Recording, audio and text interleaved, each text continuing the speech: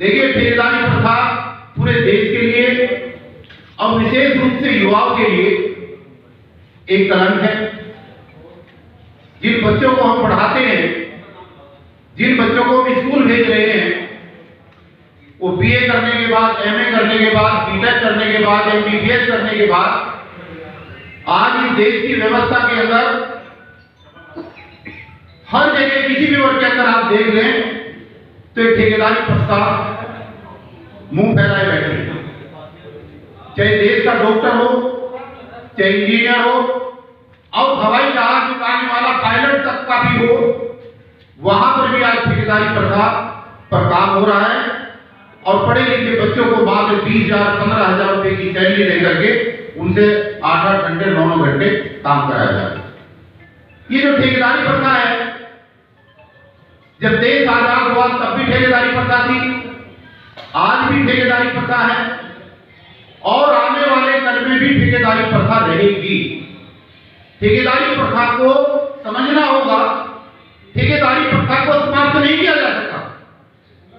लेकिन ठेकेदारी प्रथा की आड़ में जिन विभागों के अंदर अस्थायी पद होते हैं,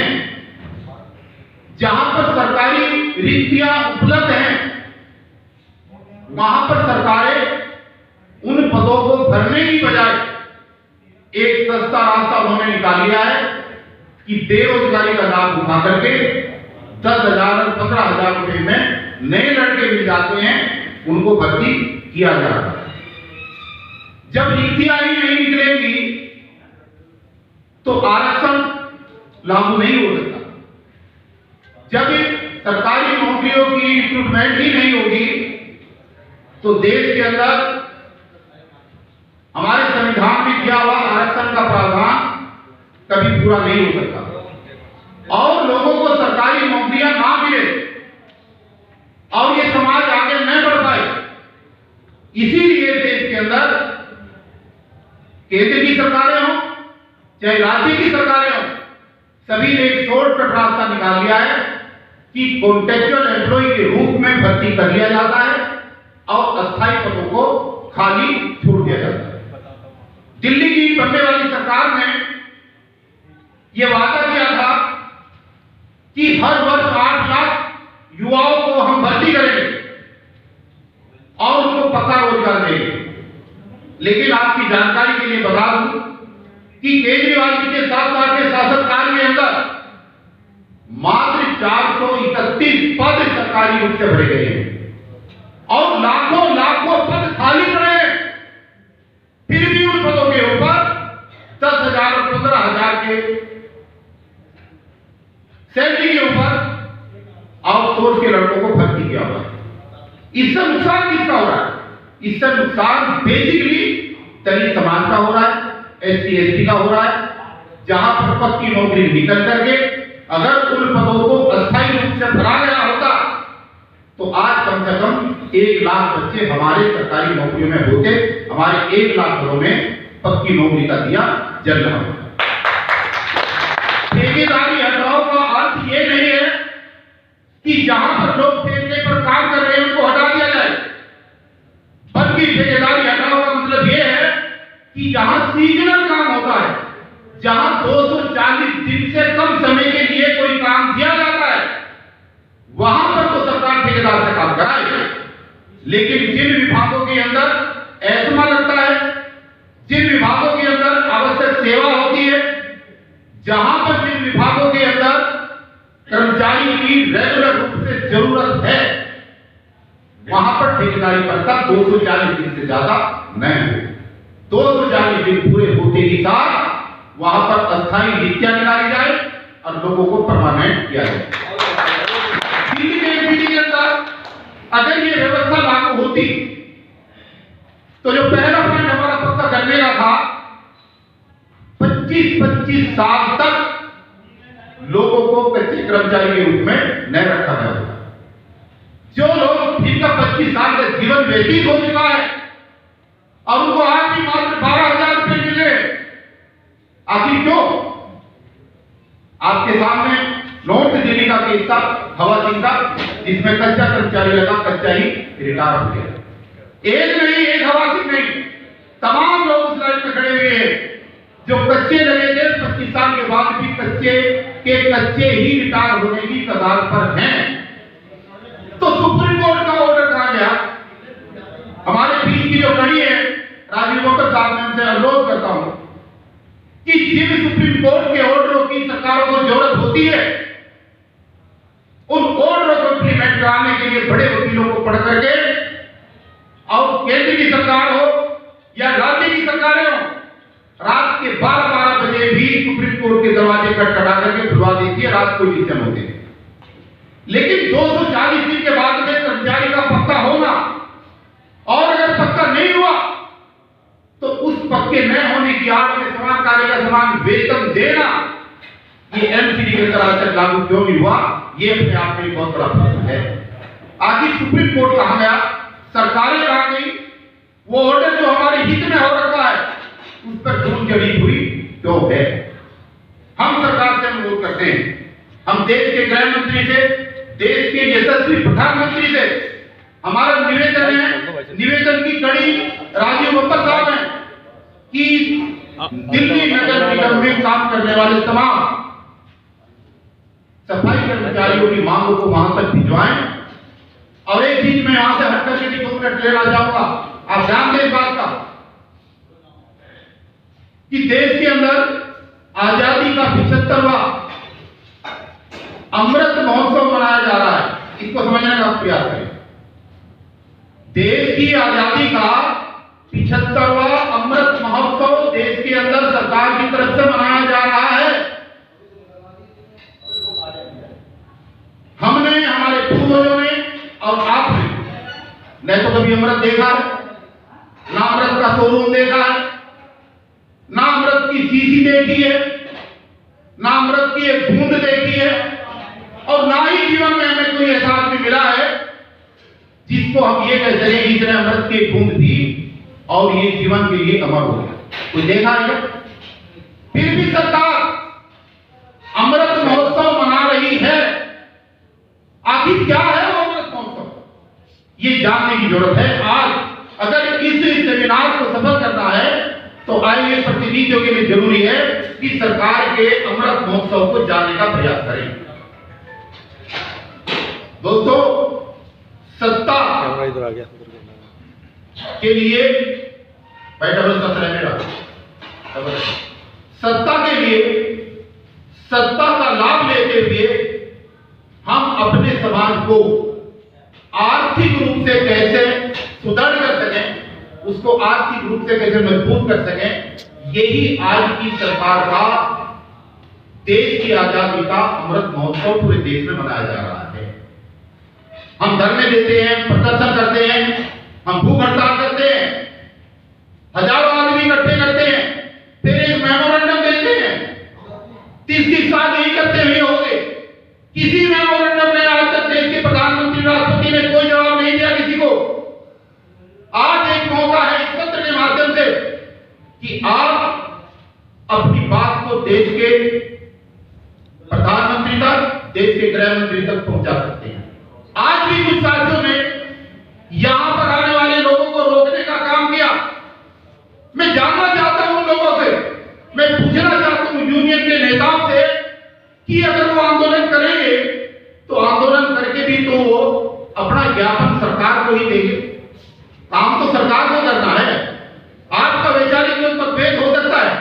राजनीतिक रूप से आप अलग पार्टी में आस्था रख सकते हैं, लेकिन सीट के ऊपर जो बैठा है, देश का प्रधानमंत्री हो या राज्य का मुख्यमंत्री, अगर आपको अपना काम कराना है तो अल्टीमेटली आपको अपना मत्था उसी दरवाजे पे टेकना पड़ेगा अगर आपको अपना काम कराना है। तो जब हमें एक ऐसा रास्ता, एक ऐसा प्लेटफॉर्म मिल रहा है कि बिना हड़ताल किए, बिना धरना दिए, बिना लाठी खाए, बिना डंडे खाए हमारी मांग पत्र के माध्यम से हमारी बात सरकार तक जा रही है, तो हमें अपने उन साथियों को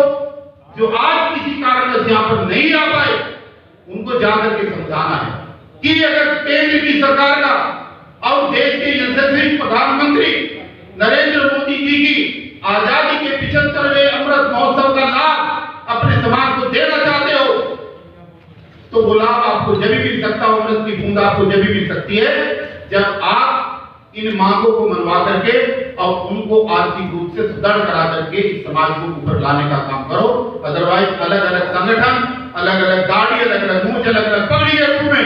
चाहे कितने भी संगठन बना लेना, तो आपका भला होने वाला नहीं। इसलिए आज के सत्र को और आगे बढ़ाएंगे कि हमें दोबारा प्रोग्राम करना पड़े। आज अगर 25 यूनियन शामिल हुई है तो हमारा प्रयास होना चाहिए सभी लोगों का कि जो साथी भटके हुए हैं, जो साथी आज भी नहीं आ पाए, हम साथियों को एकजुट करके एक मंच पर लेकर के आए और उनको ये समझाने का काम करें कि हमें एकजुट मिलकर के सरकार का साथ पक्का आपको भी होना है और पक्का सरकार को भी होना है। प्याज के छोटे से बात के ऊपर भारतीय जनता पार्टी 1998 में दिल्ली की सरकार से बाहर हुई और आज तक वापस नहीं आ पाई। जितनी जरूरत हमें है पक्का होने की, उतनी जरूरत इस भारतीय जनता पार्टी को भी दिल्ली में स्थापित होने के लिए पक्का होने की है। हम उनको पक्का करेंगे, हम उनको पक्का करेंगे और वो हमें पक्का करेंगे, तभी वो दिल्ली की सत्ता पर काबिज हो सकते हैं। और अगर हमें कुछ मिलेगा, अगर हमें कुछ मिलेगा तो निश्चित रूप से झाड़ू का चुनाव चिन्ह लेकर के जो केजरीवाल ने समाज को भ्रमित करने का काम किया है, उस भ्रमित समाज को वापिस किसी दूसरे राजनीतिक पाले में तभी लाया जा सकता है जब इस वर्ग के लिए काम करके दिखाना पड़ेगा। तो मैं ठेकेदारी प्रथा पर रोक की बात इसलिए कर रहा था कि बहुत सारा पोर्शन ठेकेदारी के अंदर जा चुका है। जहां पर हमारे कर्मचारियों को काम करना चाहिए वहां पर आज बहुत सारी प्राइवेट कंपनियां काम कर रही हैं और बब्बर साहब दिल्ली के अंदर 5 लाख कर्मचारी सफाई का काम कर रहे हैं, चाहे वो मेट्रो में हो, चाहे सरकारी दफ्तरों में हो, चाहे बिजली विभागों में हो, वो भी इसी समाज का पार्ट है जैसे एमसीडी के लोग हैं। तो ठेकेदारी प्रथा पूरे देश से विशेष रूप से दिल्ली से हमें खत्म करनी है। और टेक्निकल ग्रेड की जहां तक बात है, अगर टेक्निकल ग्रेड, अगर सफाई कर्मचारी का टेक्निकल ग्रेड घोषित हो जाता है तो दोस्तों दिल्ली के अंदर ही नहीं, देश के जो दूर दराज के एरिया हैं उनकी हालत आप जाकर के देखिए, वहां 3000 4000 रुपए में बलपूर्वक डंडे के जोर पर लोगों से काम कराया जाता है। अगर ये सरकार इस कर्मचारी को टेक्निकल कर्मचारी घोषित करेगी तो निश्चित रूप से पूरे वाल्मीकि समाज जो कश्मीर से लेकर के कन्याकुमारी तक कहीं पर भी काम करता है उसको इसका लाभ निश्चित रूप से मिलेगा। जब एक माली टेक्निकल हो सकता है जो खुरपी से निराई कराता है, पानी देता है, जब एक बिजली पे खंबे पे चढ़ने वाला आदमी टेक्निकल हो सकता है, तो शिविर के अंदर काम करने वाले व्यक्ति को, अगर आप बाहर खड़े हुए व्यक्ति को 1 लाख रुपए भी दोगे और उससे ये कहोगे कि शिविर को साफ कर दे, वो इस नाली को साफ कर दे, तो लाख रुपए लेकर के भी वो गंदी नाली में घुसने वाला नहीं। तो जब वो लोग टेक्निकल हो सकते हैं तो सफाई कर्मचारी भी टेक्निकल ग्रेड का कर्मचारी होना चाहिए। मेरी कई प्रदेशों में बात हुई, कई जगह बात हुई, कई जगह तो मात्र 4-4 आज भी 4-4 हजार रुपए देकर के एक महीने तक काम कराया जा रहा, तो 4000 की पगार भी 3-3 4-4 महीने के अंदर मिलती है। और आपने चीज और देखी होगी कि स्वर्ण जाति के लोग या ओबीसी के लोग, और अगर मैं कहूं कि गैर वाल्मीकि समाज के दलित लोग भी देश के अंदर अगर सफाई कर्मचारी के पैसे से जुड़ करके नौकरी पा गए हैं तो घर बैठे सिर्फ सैलरी ले रहे हैं, उनके नाम का काम आज भी समझ नहीं आता। और अगर देश के अंदर ये व्यवस्था है कि सभी लोग गंदगी फैलाते हैं और फैलाई हुई गंदगी को साफ करने की जिम्मेदारी अगर एक जाति विशेष के लोगों को ही दी गई है तो क्यों नहीं वो टेक्निकल ग्रेड का कर्मचारी घोषित करके और इस पैसे को परमानेंटली ठेकेदारी प्रथा से, निजीकरण से दूर रखते हुए परमानेंट इस पर ठप्पा लगा दिया जाए कि ये पैसा जब भी करना ही इनको है तो इसमें किसी और की भर्ती ना की जाए, यहाँ पर सिर्फ इनके बच्चों को। सरकार के लिए कोई मजबूरी नहीं है, सरकार अगर चाहे तो आपको कुछ भी दे सकती है। जब सरकार, एक साथी ने मेरे कहा था कि सरकार अगर धारा 370 खत्म कर सकती है, सरकार इस देश के अंदर 3 तलाक लागू कर सकती है, आचार संहिता लागू कर सकती है, राम मंदिर बना सकती है, तो देश के अंदर सबसे बड़ी आबादी में रहने वाले और समाज